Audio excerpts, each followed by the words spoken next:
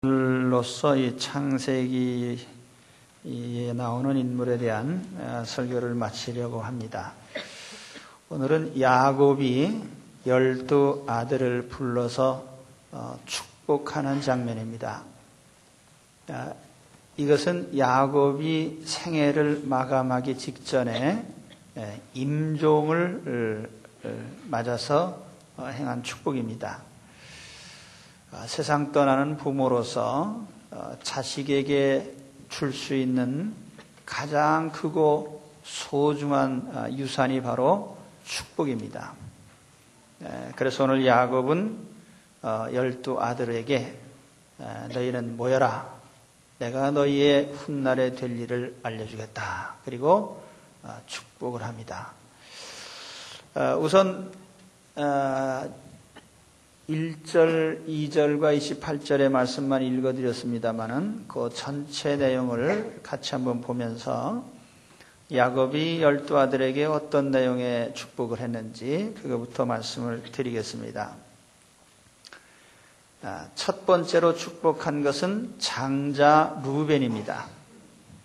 루벤아, 너는 내 장자요, 나의 능력이요, 나의 기력의 시작이라. 위광이 초등하고 권능이 탁월하도다마는 물의 끓음 같았은즉 너는 탁월치 못하리니 내가 아비의 침상에 올라 더럽혔음이로다. 장자 루벤은 첫 아들이기 때문에 야곱이 각별한 애정을 갖고 있습니다. 그리고 루벤은 위풍이 당당하고 또 능력이 있어서요. 위광이 초등하고 권능이 탁월하다 하는 이 표현은 르우벤이 아주 위풍당당하고 또 능력 있는 모습을 갖췄다는 뜻입니다. 그러나 르우벤에게 결정적인 약점이 있는데 그것은 물의 끓음과 같은 성품. 다시 말하면은 욕망을 제어하지 못하는 자기 통제를 잘 못하는 약점이 있었어요. 그래서 그는 빌하의 하녀이고 아버지의 네 번째 부인이었던 빌하와 간통하는 그런 참으로 있을 수 없는 죄를 짓게 된 것입니다. 그래서 야곱은 바로 그와 같은 사실을 지적하면서 내가 이런 약점을 고치지 않는다면 결코 너는 탁월한 사람이 되지 못할 것이다. 사실 여기 12 아들에 대한 것은 12 아들 한 사람 한 사람에게 해당되는 게 아니라 그 자손, 후손에 대한 전체적인 내용입니다. 그래서 실제로 가나안 정복 이후에 이스라엘 역사를 보면은 르우벤 지파 가운데는 단 한 사람의 지도자도 나오지 않았어요. 변변치 않은 종족이 되고 맙니다. 오히려 다단과 아비람 같이 모세를 반역했던 사람, 물에 끓는 것과 같은 이런 약점이 그 자신과 자손들 대대에 나쁜 영향을 미쳤던 것입니다. 두 번째로 축복한 것은 시므온과 레위입니다. 두 번째, 세 번째 아들. 시므온과 레위는 성격이 비슷했습니다. 욱하는 성격이 있어서 화가 나면 분노를 참지 못하는 것, 좀 과격성, 이런 것이 두 사람의 특징이에요. 그래서 이들이 오늘 말씀에도 나옵니다마는 시므온과 레위는 형제요, 그들의 칼은 잔해하는 기계로다. 여러 형제가 있는데 둘이 뜻이 맞아요. 창세기 34장에 보면 누이 동생 디나가 세겜성에 머물 때에 그 성주의 아들한테 추행을 당했습니다. 그래서 이 시므온과 레위가 칼을 들고 그 남자들을 모조리 다 죽여버리는 보복 살인을 하죠. 그래서 오늘 말씀에 그것을 얘기하는 겁니다. 내 호나 그들의 모의에 상관하지 말지어다. 내 영광아 그들의 집회에 참여하지 말지어다. 그들이 그 분노대로 사람을 죽이고 그 혈기대로 소의 발목 힘줄을 끊었음이로다. 그래서 이들의 분노하는 그 성품 자체는 저주받을 성품이라는 거예요. 이걸 고쳐야 된다는 얘기겠죠. 그래서 야곱은 이들에게 마지막으로 이런 얘기를 합니다. 내가 그들을 야곱 중에서 나누며 이스라엘 중에서 흩으리로다. 이 야곱의 예언대로 레위 지파는 12지파의 골고루 다 흩어지는 종족이 됐습니다. 제사장 족속 또 성전을 섬기는 그런 일을 하게 됨으로써 12지파에 흩어지게 되고, 시므온은 그 거주지가 분명치 않아서 가나안 정복 후에는 흐지부지 자취가 사라졌어요. 그래서 실제로 신명기 33장에 가서 보면 12아들을 축복하는데 시므온 지파는 빠져버립니다. 네 번째 축복은 유다에 대한 축복인데, 유다에 대한 축복은 아주 좋은 것으로 가득 차 있습니다. 유다야 너는 내 형제의 찬송이 될지라. 내 손이 내 원수의 목을 잡을 것이요 내 아비의 아들들이 내 앞에 절하리로다. 유다는 형제들의 우두머리가 될 것이다. 또 뒤에 보면 유다는 사자 새끼로다. 내 아들아 너는 움킨 것을 찢고 올라갔도다. 그의 엎드리고 웅크림이 숫사자 같고 암사자 같으니 누가 그를 범할 수 있으랴. 범할 수 없는 권세와 위엄이 있는 족속. 그래서 유다 지파 가운데 다윗 왕이 나오고 다윗 왕조가 세워지고, 그래서 그들의 그 탁월한 능력, 지도력을 발휘하게 됩니다. 움킨 것을 찢고 올라갔다 그렇게 표현했는데, 바로 예루살렘 높은 곳, 해발 800m가 넘는 곳에 수도를 정하고 아주 안정된 다윗성을 세우게 됩니다. 또 홀이 유다를 떠나지 아니하며 치리자의 지팡이가 그 발 사이에서 떠나지 아니하시기를. 이 홀이라고 하는 건 왕권을 상징합니다. 그래서 다윗 왕조는 그 대대에 북쪽의 왕국이 여러 번 바뀌는 동안에도 바뀌지 않고 이어가다가 마침내는 실로가 오시기까지 계속된다는데, 이 실로는 메시아를 가리키는 말입니다. 그래서 다윗 왕조는 지상 왕국에서 시작을 해서 메시아가 오심으로 영적인 영원한 왕국으로 이어지는 그런 축복을 받게 됩니다. 그래서 유다의 이러한 지도권은 육신적인 것, 지상적인 것뿐만 아니라 영적이고 영원한 권세로 이어지게 됩니다.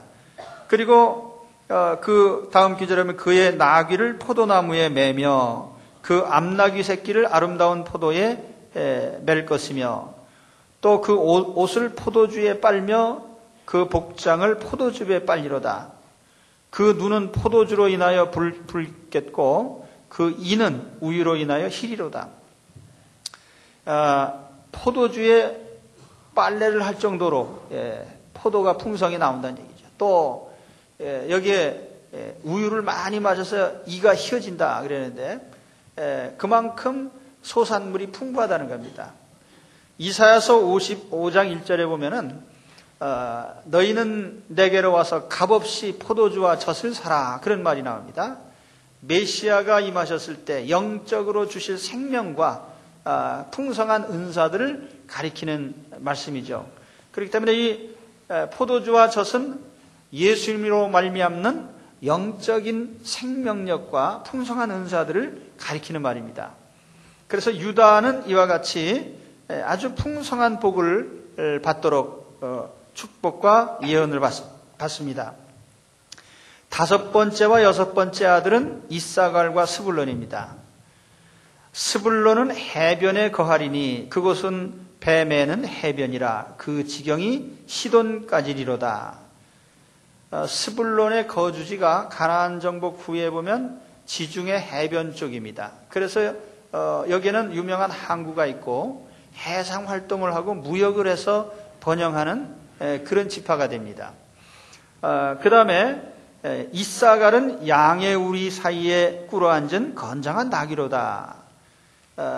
아주 힘이 넘치고 건강한 신체를 가지고 농사에 종사를 합니다. 목축을 하고 농업을 해서 소산물이 많이 나올 것을 얘기를 하고 있고, 또 어깨를 내려 짐을 메고 앞제 아래서 섬기리라 그랬는데, 주변 종족들에게 조공을 바치고 또 그런 짐을 지기도 합니다마는 아무튼 소산물이 많이 나오는 농업 국가가 될 것을 얘기를 했습니다. 그 다음에 7번째 축복은 단지파인데, 단은 이스라엘의 한 지파같이 그 백성을 심판하리로다. 단지파 가운데 나온 유명한 지도자가 삼손입니다. 그래서 그는 이스라엘의 재판관이 돼서 이스라엘을 수십 년 동안 다스리게 되는 그런 유명한 사람이 되죠. 그러죠? 예. 그리고 또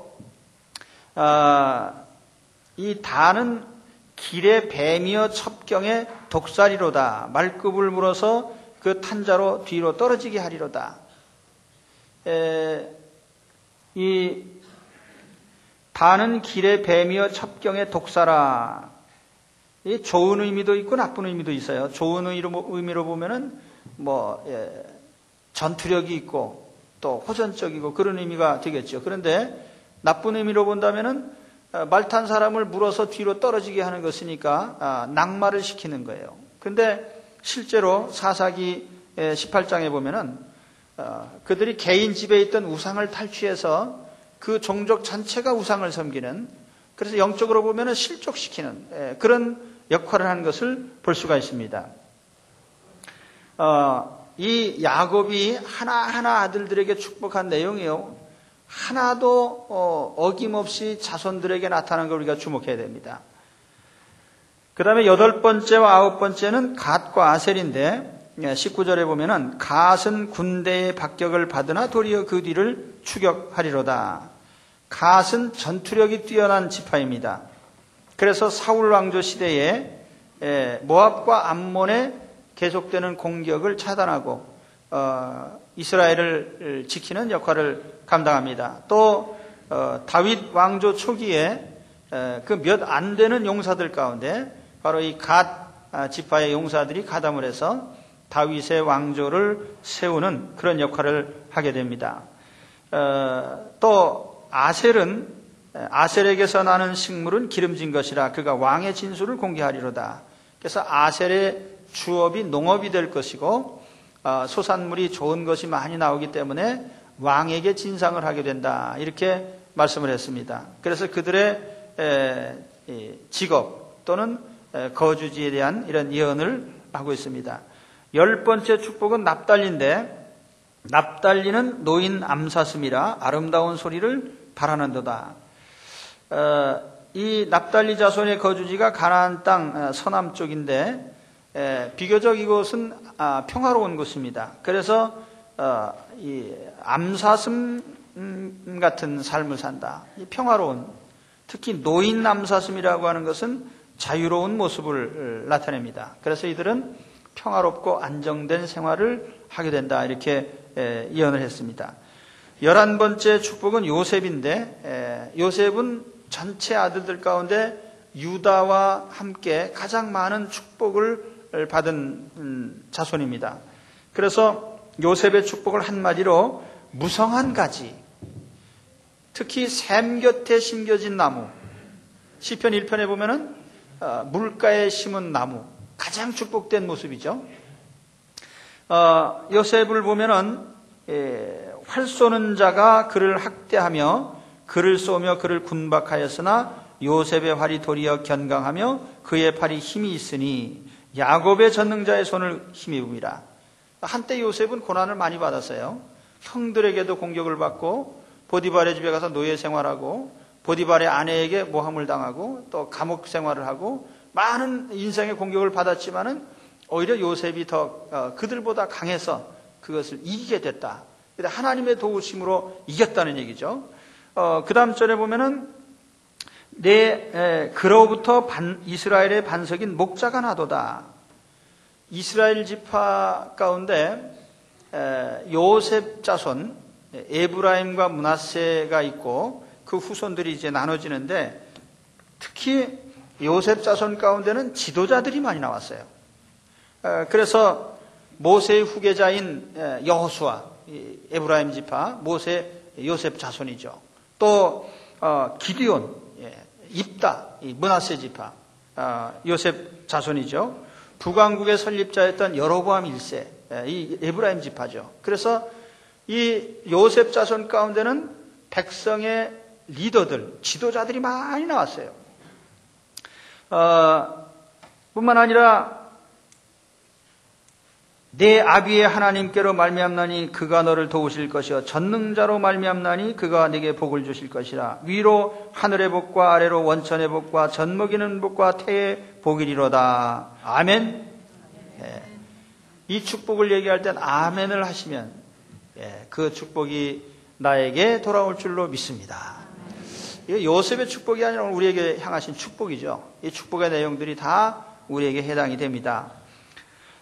내 아비의 축복이 내 부여조의 축복보다 나아서 영원한 산이 한없임같이 이 축복이 요셉의 머리로 돌아오며 그 형제 중에 뛰어난 자의 정수리로 돌아오리로다. 그래서 요셉에게는 이와 같이 권세의 축복도 주시고 태의 복도 주시고 자손의 복이죠. 또 많은 재물의 축복도 주시고 여러 가지 축복을 약속을 하셨습니다. 마지막으로 12번째 축복이 베냐민인데 베냐민은 물어뜯는 일이라. 아침에는 빼앗은 것을 먹고 저녁에는 움킨 것을 나누리로다. 이게 축복인지 뭔지 잘 모르겠습니다. 야, 너는 물어뜯는 일이다. 아주 호전적인 성격입니다. 사사시대에 보면은 사사시대 말기에 베냐민 지파 사람들이 못된 짓을 해가지고 다른 11지파의 형제들이 모여서 응징을 하려고 합니다. 그랬더니 베냐민이 자기 잘못을 고치지 않고 오히려 대들었어요. 11지파를 상대로 전쟁을 벌여가지고 거의 다 멸망당했습니다. 아주 괴멸됐어요. 쌈조하다가 아주 망한 거죠. 그리고 이런 호전적인 것이 또 한때는 또 빛을 발해가지고 이스라엘 최초의 왕국이었던 사울 왕국의 초대 왕이 바로 베냐민 지파입니다. 신약 성경에 보면은 유명한 사도 바울이 베냐민 지파예요. 그래서 사도 바울도 그 생애를 보면은 생애 초반에는 물어뜯는 일이었어요. 그래서 예수 믿는 사람들을 붙잡아다가 죽이고 감옥에 가두고 돌팔매질하고 그런 짓 했잖아요. 그러다가 나중에 예수님을 믿고 변화된 후에는 복음을 들고 가서 자기 백성에게 나눠주는, 그래서 우리 여기 보면은 그 움킨 것을 저녁에 나눈다 그랬는데 그의 말년에 인생의 황혼기에는 복음을 백성에게 나눠주는 역할을 하게 된 것입니다. 그래서 이 야곱의 12아들을 향한 이 축복과 예언들이 하나하나 그 자녀들에게 이루어진 걸 우리가 볼 수 있습니다. 그런데 특히 여기 예언적인 것들을 우리가 주목을 해야 돼요. 예언. 자녀들이 앞날에 이렇게 되리라 하고 아버지가 예언의 기도를 해줬는데 그것이 그대로 이루어졌다 이거예요. 이게 왜 중요한가? 부모가 자녀를 축복하는데 단순히 너는 그냥 대충 잘 되리라 이렇게 하는 것이 아니고 야곱은 아주 정확하게 예언을 했어요. 너는 물어뜯는 일이다. 너는 길가의 뱀이다. 너는 사자 같은 사람이다. 좋은 거 나쁜 거를 다 얘기해 주면서 장래 형편까지 알려줬어요. 그럼 여러분 생각에 좋은 것은 축복인데 물어뜯는 일이 같은 이것은 왜 그런 얘기를 미리 해줬냐 이거죠. 그래서 이 예언에 담겨진 세 가지 중대한 의미가 있습니다. 첫째는 뭐냐면은 자녀들에게 장래의 목표를 제시해 주는 거예요. 보십시오. 유다 지파나 요셉 지파 사람들에게는 너희는 지도자가 될 것이다. 그들의 지도권에 대한 예언을 해줌으로써 너희는 백성을 인도하는 지도자들이 되라. 지도적 역할을 해라. 그 목표가 세워진 겁니다. 스불론에게 너는 저기 해변에 가서 거주하면서 해상활동을 해라. 또는 이사갈이나 아셀이나 이런 지파 사람에게 너는 저 농사 일을 하면서 풍족한 삶을 누리고 또 그 왕에게 진상을 올릴 정도로 그들의 산업 혹은 그들의 거주지 이런 목표를 설정해 주는 거예요. 야, 너는 물어뜯는 일이다. 그건 단순히 물어뜯어라 그 말이 아니고 너는 그와 같은 전투에 능한 성격이 있다. 좋은 대로 쓰면 좋을 것이다. 그 목표를 세워주는 거예요. 부모는 마땅히 자녀들을 관찰해야 됩니다. 자녀들의 장래의 모든 운명을 결정할 수 있는 키를 쥐고 있는 게 부모들이에요. 그 역할을 해야 되는데 그것은 바로 부모가 자녀들에게 끊임없이 하나님께 기도하면서 그 자녀들의 성향을 보고 하나님께서 어떻게 축복하시는지를 보고 그들의 장래를 알려줘야 되는 겁니다. 그냥 부모의 욕심대로 야, 너 사법고시 붙어가지고 판사 되라. 되지도 않을 놈한테 그냥 판사가 되라면 됩니까 그게? 그 부모의 욕심대로가 아니고 이 아이를 주신 하나님이 어떤 성향으로 이 아이에게 주셨고 하나님이 바라시는 게 뭔가 부모가 관찰을 해서 자녀에게 얘기를 해주라 이거예요. 그래서 자녀의 인생의 목표를 설정해주는 그런 예언을 해주시기를 바랍니다. 내가 너의 장래를 예언하리라. 예. 권세 있는 예언을 해야 돼요. 그 다음에 두 번째 역할은 뭐냐면은 약점을 미리 알려주는 거죠. 그래서 거기에 대비를 하게 하는 겁니다. 가령 르우벤에게 야, 너는 성품이 물에 끓는 것 같아서 너는 자기 통제력이 없어. 그러니까 그것만 고치면 넌 잘 될 거야. 근데 만일 르우벤이 그 말씀대로 고쳤다면 어떻게 됐을까요? 지도자가 됐겠죠. 그런데 그걸 못 고친 거예요. 그러니까 어떻게 됩니까? 그대로 볼품없는 종족이 된 것입니다.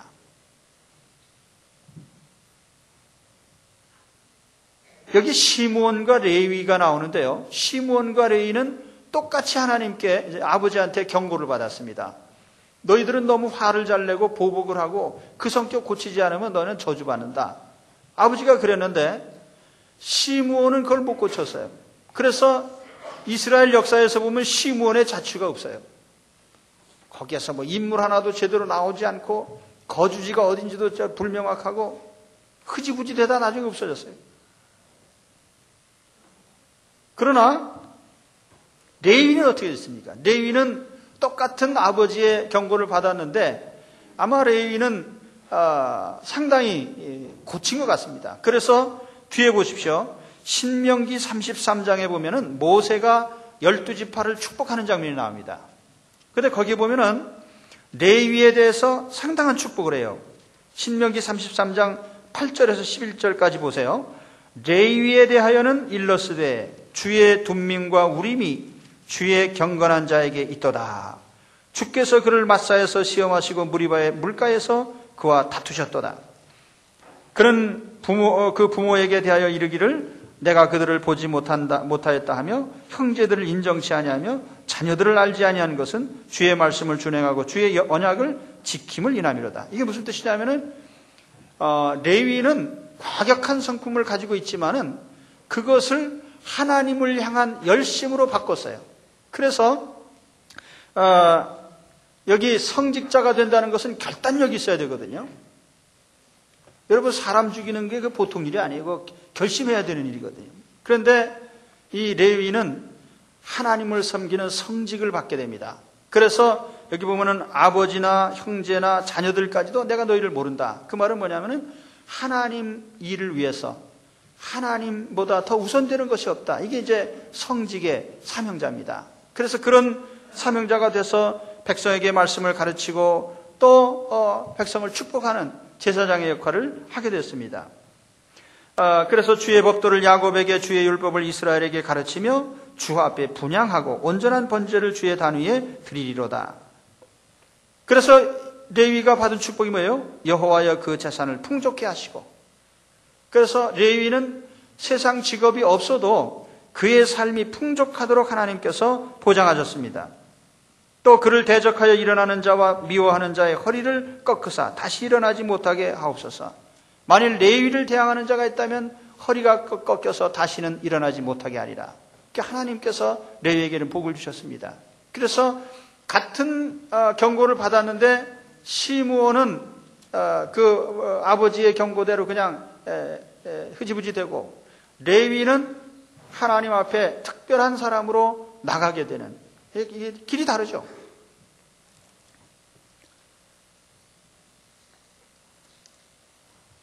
그래서 아버지는 자식한테 좋은 것만 얘기해 주는 것이 복이 아니라는 거예요. 자녀의 약점을 알고 경고해 주고, 그래서 이러한 것들이 좋은 점으로 발산되게 해야 되는 겁니다. 예를 들면 물어뜯는 일이, 사도 바울 같은 사람이 처음에 얼마나 남을 박해하는 사람이었어요. 그러나 그게 좋은 방향으로 가게 될 때에는 아주 타의 추종을 불허하는 장점이 되는 거예요.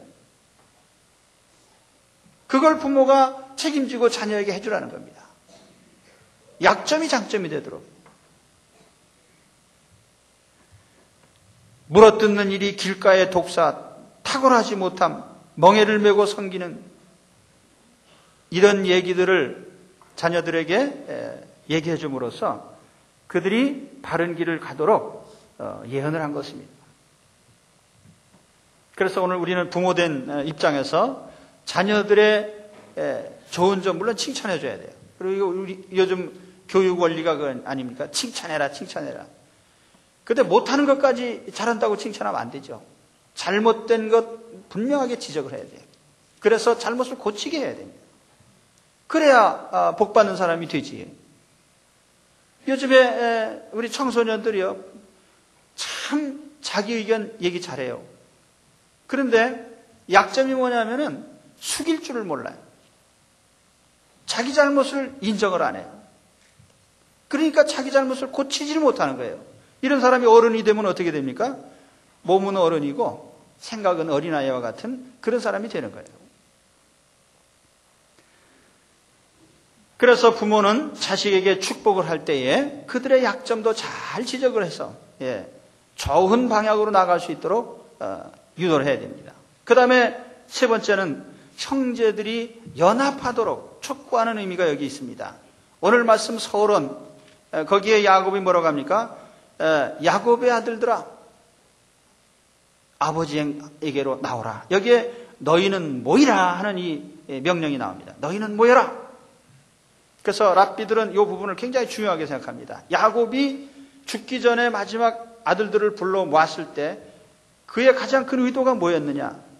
12아들이 어머니가 다르고 또 그들이 성향이 다 다름에도 불구하고 야곱은 이들을 모아야 되겠다는 겁니다. 너희들은 하나가 되라. 너희는 야곱의 아들들이다. 너희들은 12지파다. 너희들은 이스라엘을 구성하는 하나하나의 소중한 멤버들이다. 그 얘기를 하려고 하는 거예요. 그러니까 이들이 약점이 있어도 합치면 살게 되는 겁니다. 여기에는 사슴과 같은 존재, 길가의 뱀과 같은 존재, 물어뜯는 이리 같은 존재, 농사에 익숙한 사람, 전투에 능한 사람, 지도력이 있는 사람, 여러 성향의 사람들이 있는데 합치면은 대단한 효과를 낸다 그 말이죠. 서로 연합될 때. 그래서 이스라엘 역사에서 보면 그래요. 여호수아가 인도해서 가나안 땅을 정복할 때 보면은 12지파가 합치니까 뭐 여리고 성도 무너지고 앞에 거칠 것이 없어요. 승리하는 삶이 됩니다. 그런데 여호수아 시대가 지나고 사사 시대가 됐을 때 그때는 12지파가 뿔뿔이 흩어져 살았어요. 제멋대로 살았습니다. 그러다 보니까 어떻게 됐어요? 암몬 족속이 쳐들어오고 모압 족속이 쳐들어오고 블레셋이 쳐들어오고 아말렉이 쳐들어오고 주변에 있는 사람들이 다 쳐들어와서 약탈해 가는 겁니다. 그러니까 계속 고난을 당하는 거예요.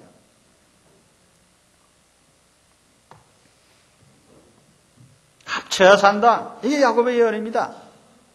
너희 12아들들아, 너희들이 각자 재능이 있고 또 각자 약점도 있는데 흩어져서 살면 너희들은 아무것도 아니다. 그러니까 서로 합쳐야 된단 말이에요. 자, 베냐민은 물어뜯는 일인데 그럼에도 불구하고 베냐민은 성공적인 삶을 살게 됩니다. 왜냐하면 유다와 연합을 해서 유다에게 붙어있는 바람에 남왕국의 하나님의 축복을 계속 받게 되잖아요. 그런가 하면은 레위 지파는 12지파에 흩어져 있지만은 각 지파에 속해 있는 부족들과 잘 연합을 함으로써 그들은 안정된 삶을 살게 되는 거예요.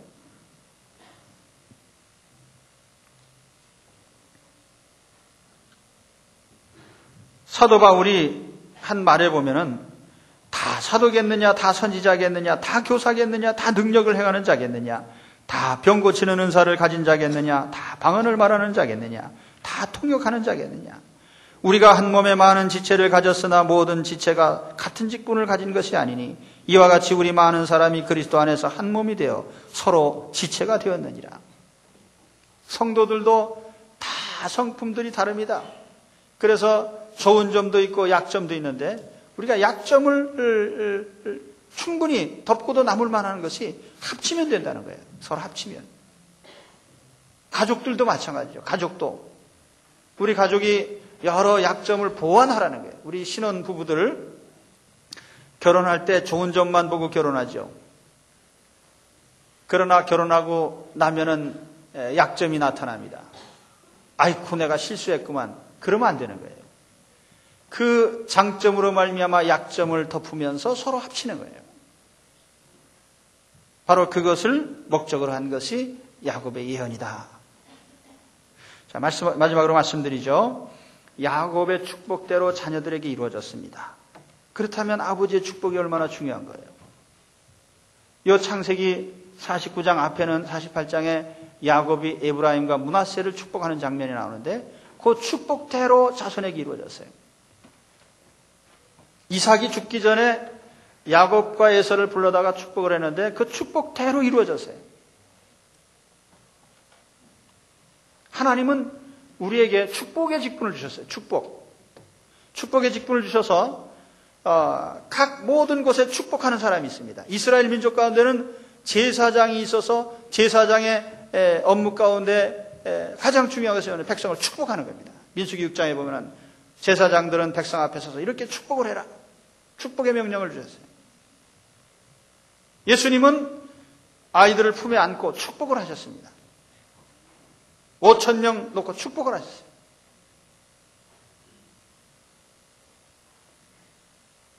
사도 바울은 편지를 보내는 곳곳에 항상 축복을 합니다. 너희에게 은혜가 있을지어다.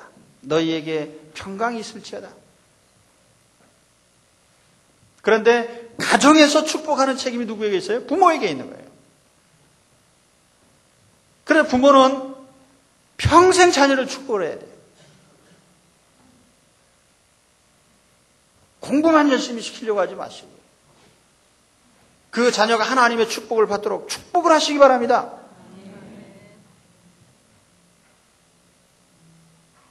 부모가 자녀를 축복할 때에 하나님께서 축복해 주십니다.